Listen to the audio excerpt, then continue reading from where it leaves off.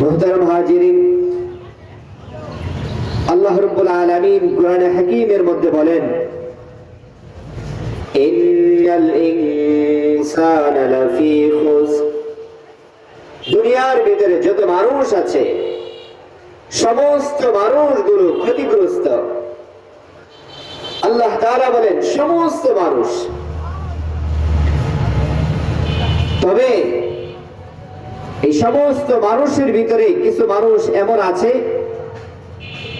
কিছু গুণ এমন আছে যে গুণগুলো যদি ওই মানুষগুলো অর্জন করে তাহলে এই মানুষগুলো ক্ষতি থেকে নিজেকে বাঁচাতে পারবে। যে গুণগুলো অর্জন করলে সে ক্ষতি থেকে নিজেকে বাঁচাতে পারবে, সেই গুণগুলো হলো, এক নম্বর, ইল্লাল্লাযীনা আমানু ওয়া আমিলুস সালিহাত।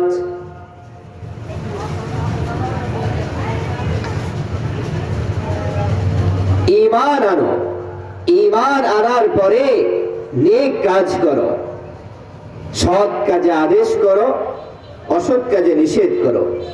এই চার গুণওয়ালা মানুষ, এই মানুষগুলো আল্লাহ তাআলা বলেন যে তারা ক্ষতিগ্রস্ত ব্যক্তিদের অন্তর্ভুক্ত না। তাহলে আমাকে আপনাকে যদি ক্ষতিগ্রস্তদের অন্তর্ভুক্ত না হয়ে নিজেদেরকে যদি এই গুণ অর্জন করে ক্ষতি থেকে বাঁচাতে পারি, তাহলে আমার আপনার জন্য এমন একটা জায়গা আল্লাহ তাআলা আমার আপনার জন্য রেখেছেন, যে জায়গায় সুখ আর শান্তি দ্বারা ভরপুর, যেখানে অশান্তি বলে কোনো জিনিস নাই, যেখানে অসুখ বলে কোনো জিনিস নাই, যেখানে দুঃখ বলতে কোনো জিনিস নাই, কষ্ট বলতে কোনো জিনিস নাই। এমন এক জায়গা আল্লাহ তাআলা আমার আপনার জন্য রেখেছেন। আল্লাহ রাব্বুল আলামিন এটাকে সুন্দর করে সাজিয়ে রেখেছেন।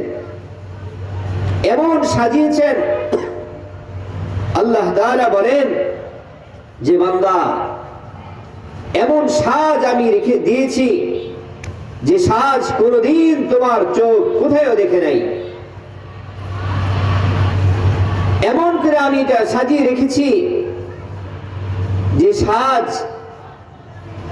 কোনদিন তোমার অন্তর অনুধাবন করতে পারে নাই। আল্লাহ রাব্বুল আলামিন আমার আপনার জন্য এমন এক ব্যবস্থা আল্লাহ তাআলা করে রেখেছেন। আল্লাহ তাআলা বলেন, বান্দা, যদি তুমি এমন এক জায়গা, যে জায়গা কোনদিন তোমার চোখ দেখে নাই, কোনদিন তোমার অন্তর কল্পনা করে নাই, কোনদিন তোমার কান শুনে নাই, এই জায়গায় যদি তুমি নিজেকে রাখতে চাও, ওই জায়গার উপযুক্ত যদি তুমি নিজেকে করতে চাও, আল্লাহ রাব্বুল আলামিন বলেন, তাহলে বান্দা, দুইটা গুণ তোমাকে নিয়ে আসতে হবে।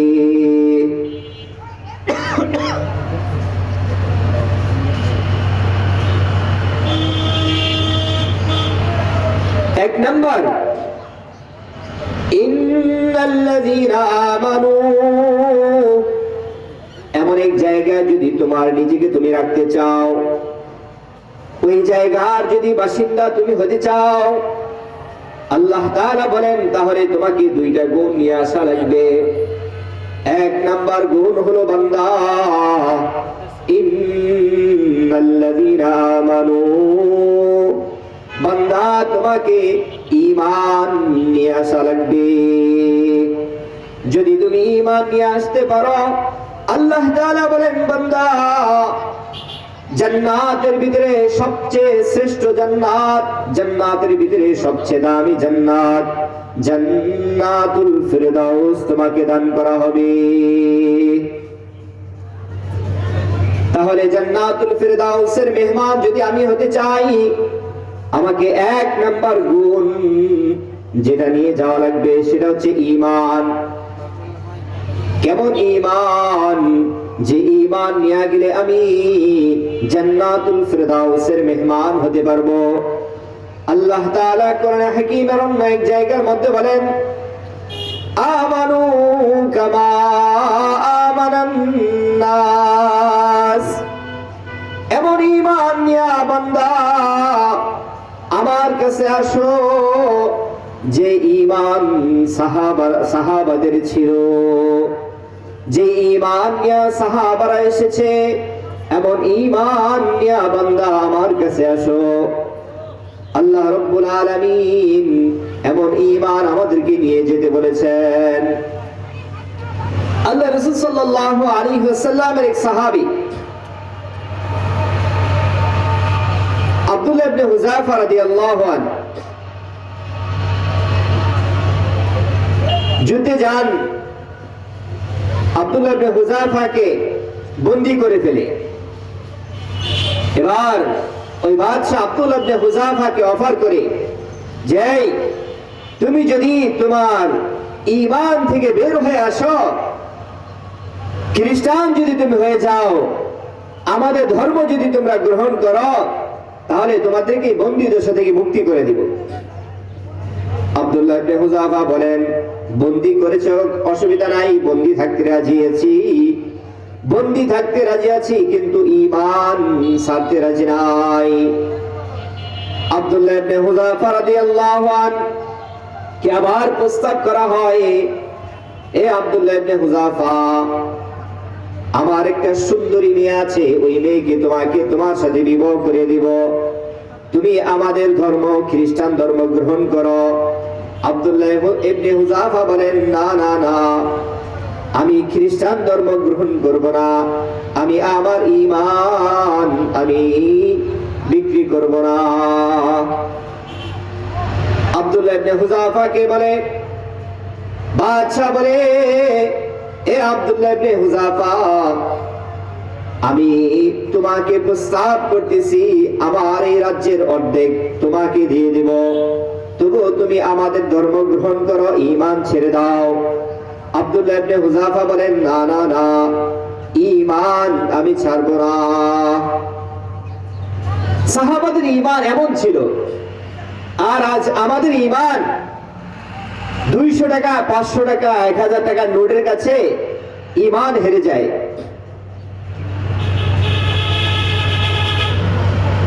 ছোট্ট ছোট্ট লোভ আমরা সামলাইতে পারি না, এগুলো দিয়ে ঈমানকে আমরা বিক্রি করে দিই। এই জন্য সাবধান থাকতে হবে। জানেন ঈমানের কত দাম? আল্লাহ রাব্বুল আলামিন বলেন, হাবিবে কিবরিয়া জনাবে রাসূলুল্লাহ সাল্লাল্লাহু আলাইহি ওয়াসাল্লাম আমাদের জানান, ঈমান এত দাম। আল্লাহ তাআলা বলেন, যতক্ষণ পর্যন্ত লা ইলাহা ইল্লাল্লাহ বলনে ওয়ালা, আল্লাহ আল্লাহ বলনে ওয়ালা একজন লোক এই দুনিয়াতে থাকবে না, ততক্ষণ পর্যন্ত আমি এই দুনিয়া ধ্বংস করব না। ঈমানদার যতক্ষণ পর্যন্ত থাকবে দুনিয়াতে, ততক্ষণ পর্যন্ত আল্লাহ তাআলা দুনিয়া ধ্বংস করবে না। ঈমানদারের এত দাম, ঈমানের এত দাম, ঈমানের এত দাম।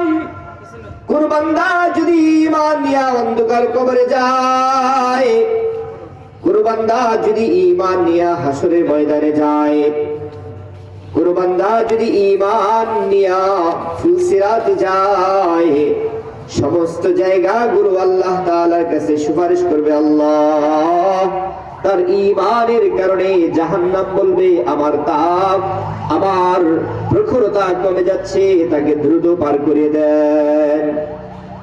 ঈমানের এত দাম। তাহলে বান্দা মুহতারাম হাজিরিন, আল্লাহ রাব্বুল আলামিন 2 গুণ নিয়ে আমাদেরকে যাওয়ার জন্য বললেন। যদি 2 গুণ নিয়ে বান্দা তোমরা আসতে পারো, আল্লাহ তাআলা বলেন, জান্নাতুল ফিরদাউসি নুজুলা। আল্লাহ তাআলা বলেন, বান্দা আমি কথা দিলাম, আমি তোমাদেরকে জান্নাতুল ফিরদাউস দান করব। এক নম্বর গুণ ঈমান। বান্দা তুমি যদি ঈমান নিয়ে আসতে পারো তাহলে আমি তোমাকে জান্নাতুল ফিরদাউস দান করব। আল্লাহ তাআলা বলেন দুই নম্বর গুণ ওয়া আমিলুস সালিহাত। নেক আমল যদি বান্দা তুমি নিয়ে আসতে পারো তাহলে আমি তোমাকে জান্নাতুল ফিরদাউস দান করব। আমলে সালেহ, নেক আমল নিয়ে যাওয়ার জন্য আল্লাহ তাআলা বলেছেন।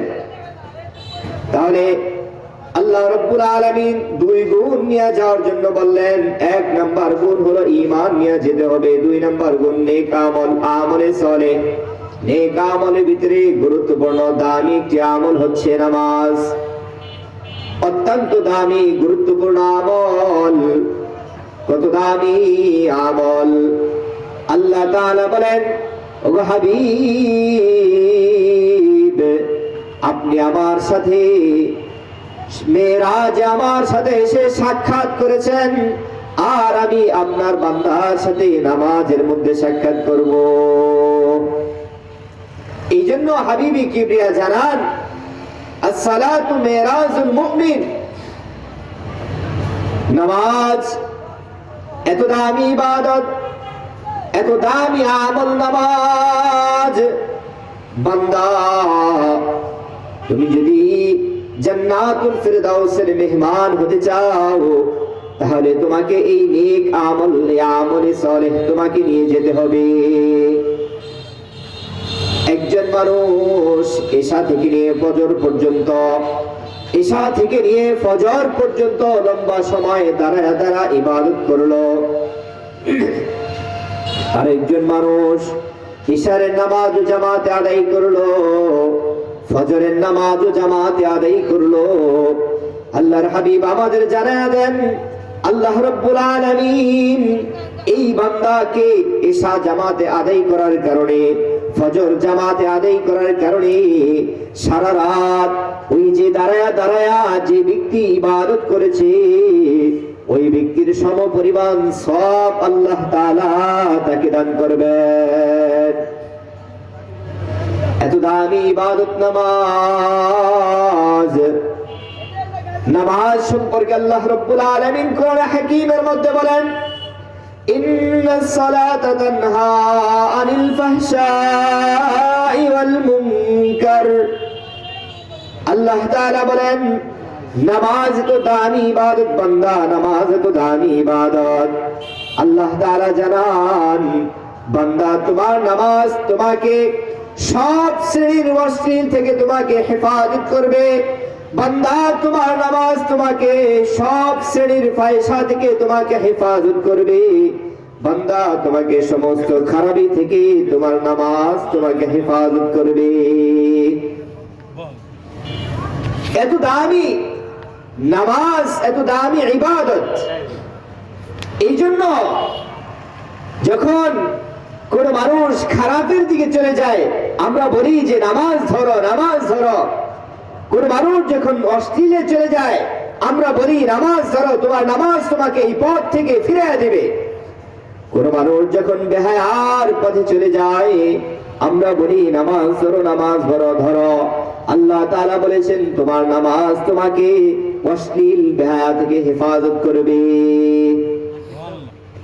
তাহলে যে দুই গুণ নিয়ে গেলে আল্লাহ তাআলা জান্নাতুল ফিরদাউস দান করবেন, তার মধ্যে এক নাম্বার গুণ হলো ঈমান, দুই নাম্বার গুণ হচ্ছে আমলে সালেহ, নেক আমল। আর নেক আমলের ভিতরে সবচেয়ে দামি এবং মূল্যবান আমল হচ্ছে নামাজ। আল্লাহ রাব্বুল আলামিন আমাদেরকে নামাজ আদায় করার, নামাজ যত সময় আদায় করার আল্লাহ তাআলা তৌফিক দান করুন। মুহতারাম হাজিরিন, নামাজ তো দামি ইবাদত, নামাজ তো দামি ইবাদত। কোন বান্দা যদি নামাজ নিয়ে কবরে যেতে পারে আল্লাহ রাব্বুল আলামিন এর বদৌলতে তার কবরে আযাবকে maaf করে দিবেন।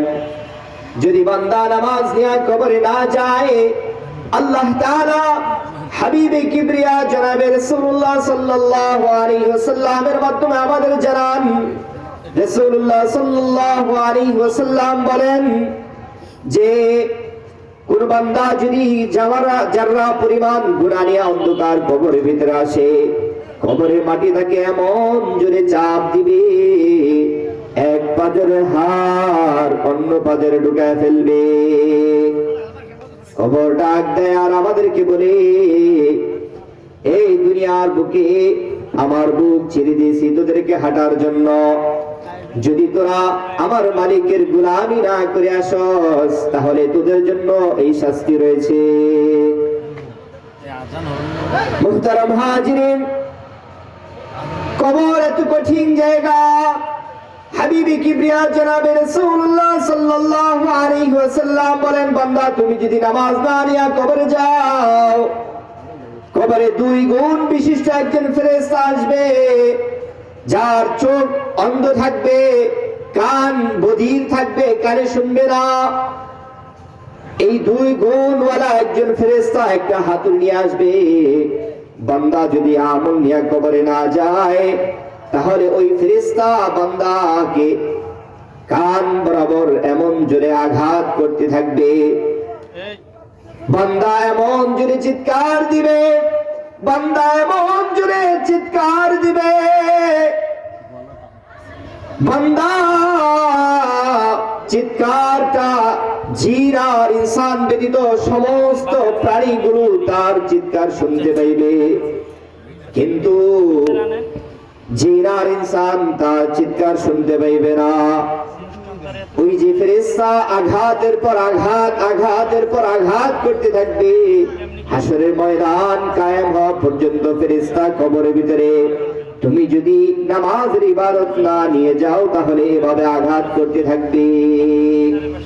সেই সময় যত চিৎকার করো, চেঁচামেচি করো, তখন কোনো কাজে আসবে না। এই জন্য মুহতারাম হাজিরিন, দুনিয়া এই জায়গা থেকেই আমাকে কবরের সামানা নিয়ে যেতে হবে। আল্লাহ তাআলা আমাদেরকে বুঝবার, আমল করবার তৌফিক দান করুন। তাহলে 2 গুণ আমাদেরকে নিয়ে যেতে বলেছেন, যদি 2 গুণ নিয়ে আমরা যেতে পারি তাহলে জান্নাতুল ফিরদাউসের মেহমান আল্লাহ তাআলা আমাদেরকে বানিয়ে দিবেন। 1 ঈমান, 2 আমলে সালেহ, নেক আমল। এই 2 গুণ নিয়ে আল্লাহ তাআলা আমাদের সকলকে পরপারে রওনা করার, যাওয়ার আল্লাহ তাআলা তৌফিক দান করুন। আমিন।